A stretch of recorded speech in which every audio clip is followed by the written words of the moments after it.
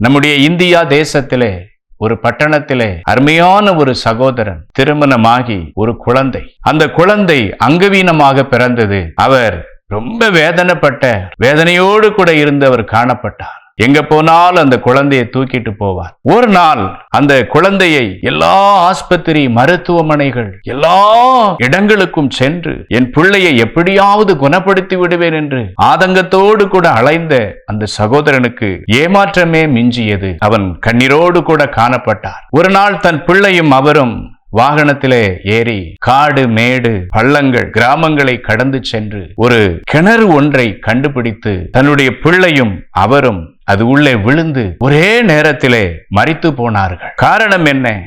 தன் பிள்ளைகளை குறித்த, தன் அங்கவீனமான பிள்ளையை குறித்த பாரம், அதை சுகப்படுத்த முடியவில்லை என்ற பாரம், அந்த பிள்ளையின் நிமித்தமாக ஒரு ஏமாற்றம் இருதயத்திலே வந்ததினால் அந்த பாரத்தை சுமக்க முடியாமல் அவர் அன்று தன் மகனோடு கூட மரித்து போனார். ஆகவேதான் கர்த்தர் சொல்லுகிறார், நீ பாரத்தோடு கூட இருக்காத, உன் பாரத்தை எனக்கு கொடுத்துரு, நான் உன்னை ஆதரிப்பேன், நீதிமானாகிய உன்னை தள்ளாட விட மாட்டேன் என்று கர்த்தர் உங்களை பார்த்து சொல்லுகிறார்.